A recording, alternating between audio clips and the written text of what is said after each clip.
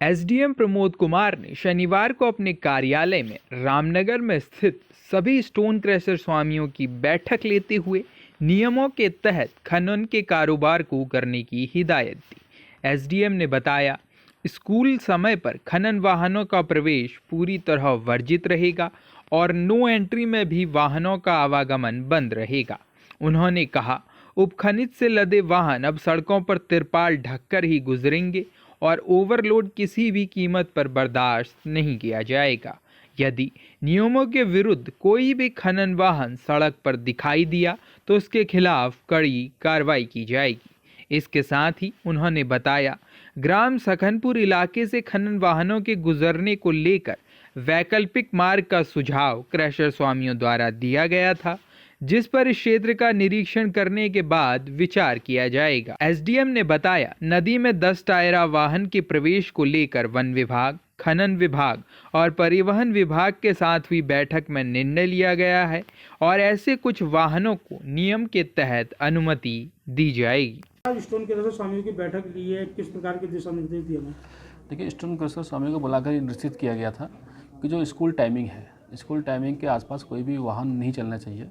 हालांकि कुछ स्कूल हमारे अभी शीतकालीन अवकाश से बंद भी होंगे, लेकिन उस दौरान भी इस प्रकार की नियमावली पहले से बना के रखी जाए कि कुछ समय आप लोग बिल्कुल मॉर्निंग टाइम पर, इस टाइम पर गाड़ियाँ जो भी रेड टाइम है उस टाइम पर कोई भी गाड़ी नहीं चलेगी, ताकि लोगों को दिक्कतों का सामना ना करना पड़े। साथ ही एक अल्टरनेट रास्ते के लिए भी हम लोग विचार कर रहे हैं, जैसा कि आज डिस्कशन में उभर के भी आया था कि सखनपुर के पास से एक रास्ता भी हो सकता है।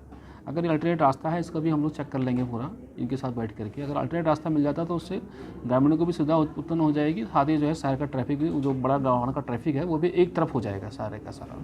सर, ओवरलोड की बात करें तो ओवरलोड लगातार चल रहा है और जो नियम है कि जो क्रशर से माल लेकर वाहन जाएंगे वो ढक के जाएंगे, लेकिन पूरी तरह नियमों का पालन नहीं हो रहा। इस बारे में बताया गया कि जो क्रशर से जो भी वाहन जाए वो अपनी तरफ से वाहनों को ढक करके ले जाएंगे और ओवरलोडिंग नहीं करेंगे।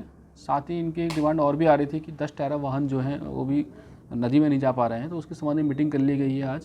आज सुबह जो है डीपो साहब के साथ, ERTO साहब और खनन विभाग के साथ एक संयुक्त बैठक की गई थी और बैठक में डिसाइड किया गया कि कुछ सीमा तक जो है हम लोग, बहुत ज़्यादा मात्रा में तो नहीं, पर कुछ सीमा तक बड़े वाहनों को भी उसमें सब में अनुमति प्रदान की जाएगी, ताकि बड़े वाहनों को भी उत्पीड़न ना हो और छोटे वाहनों को भी पूरा रोजगार मिल सके।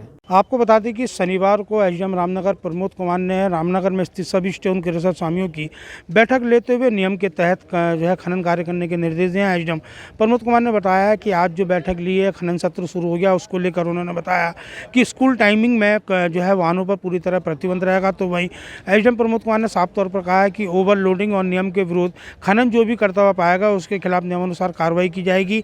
तो वहीं उन्होंने बताया कि क्रशर स्वामी की ओर से मांग रखी गई थी कि जो 10 टायरा वाहन है उन पर प्रतिबंध रखा गया है, जिस पर एसडीएम ने बताया कि इस संबंध में वन विभाग और खनन विभाग और ARTO से के साथ एक संयुक्त बैठक हुई है, जिसमें उन्होंने कहा है कि न्यूनतम वाहनों की जो 10 टायरा वाहन है उनमें भी न्यूनतम वाहनों की नियमानुसार अनुमति नदी में जाने की दी जाएगी। साथ ही उन्होंने साफ तौर पर यह भी चेतावनी दी है कि क्रशर से जो भी वाहन माल लेकर जाएगा, उपखनिज लेकर जाएगा, वो पूरी तरह ढक कर ले जाएगा।